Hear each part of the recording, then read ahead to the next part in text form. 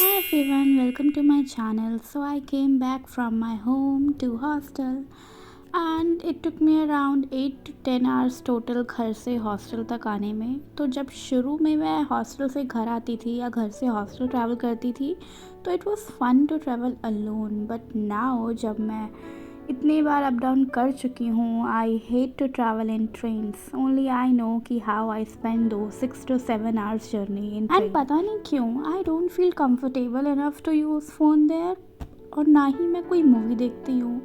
मेरा पूरा सफ़र यूं ही बस विंडो के बाहर देखते देखते गुजर जाता है। तो initially when I came to hostel for the very first time it was very difficult for me, क्योंकि मैं ऐसे कभी अकेले बाहर रही नहीं थी अपने पेरेंट्स के बिना।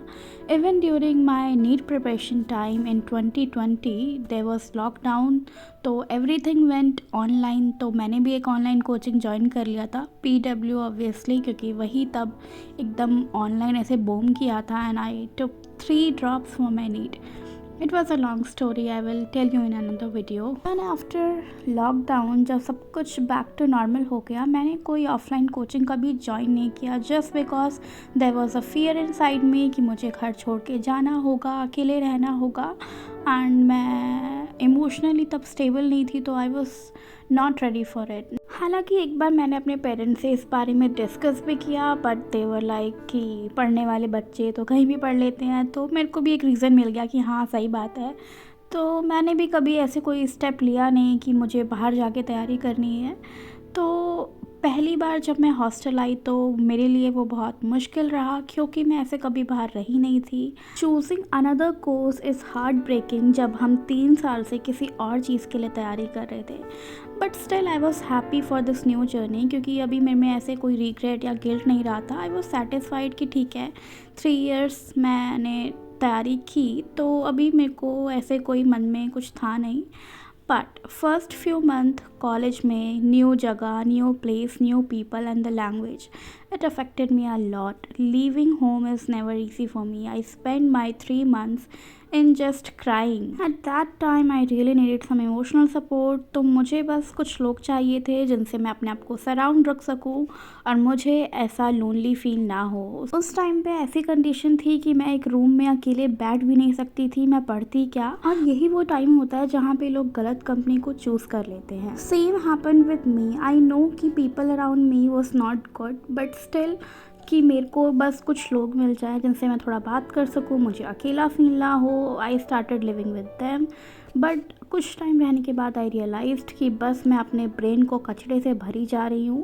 एंड ठीक है मैं सर्वाइव कर पा रही हूँ, बट क्या मैं सिर्फ यहाँ पे रहने आई हूँ? और इसी चीज़ से बहुत लोग नहीं निकल पाते हैं, जस्ट बिकॉज कि अब उन्हें लगता है कि हम अकेले कैसे रहेंगे। But still I chose to cry alone instead of living in wrong company. So I separated me from themselves and I was looking for a good company जिसके साथ मैं बैठ के पढ़ सकूँ, थोड़ा सा मुझे अकेला भी ना फील हो, क्योंकि एट द एंड एग्ज़ाम्स तो मुझे भी देने थे ना। And finally I got such company जिनके साथ बैठ के मैं पढ़ सकती थी। And I learned a lot from them, क्योंकि दे वर फ्रॉम गुड बैकग्राउंड, मतलब वो पहले भी ऐसे कोचिंग ले चुके थे अलग अलग जगह से। इवन उनका सिलेक्शन हुआ या नहीं हुआ ये मैटर नहीं करता है, they prepared well. And offline coaching में हमें बहुत कुछ सीखने को मिलता है जो कि ऑनलाइन में हम नहीं सीख पाते हैं। हालांकि दोनों के अपने प्रोस एंड कॉन्स होते हैं, बट ऑफलाइन में एक जो इन्वायरमेंट मिलता है ना, एक कॉम्पिटिटिव इन्वायरमेंट, हम अपने बैचमेट्स को देखते हैं, कुछ ट्रिक्स उनसे सीखते हैं कि वो कैसे पढ़ रहे हैं, अपनी स्ट्रैटेजी शेयर करते हैं। कोई कॉन्सेप्ट नहीं समझ में आता है तो हम एक दूसरे को समझा सकते हैं, अपने डाउट क्लियर कर सकते हैं। तो कुछ चीज़ें ऑफलाइन में बेटर होती हैं। और यहाँ पे मुझे कुछ नया सीखने को मिला, क्योंकि पहले मैं ऐसे कभी किसी के साथ बैठ के नहीं पढ़ी थी, तो ये चीज़ मुझे काफ़ी हेल्प कर रही थी अपनी स्टडीज़ में भी। एंड धीरे धीरे मुझे समझ आ गया कि how important it is to live alone. हर वक्त हमारे साथ हमारे पेरेंट्स नहीं रह सकते हैं। Sometime it hurts to accept this, but this is how life is. वैसे तो I have a lot of thing to share right now, but इस वीडियो के लिए इतना ही। और आपकी हॉस्टल लाइफ कैसी चल रही है ये मेरे साथ कमेंट्स में ज़रूर शेयर करना। अगर आपको मेरी वीडियो पसंद आई हो तो please do subscribe to my channel, share this video with all of your friends. Thanks for watching and bye bye.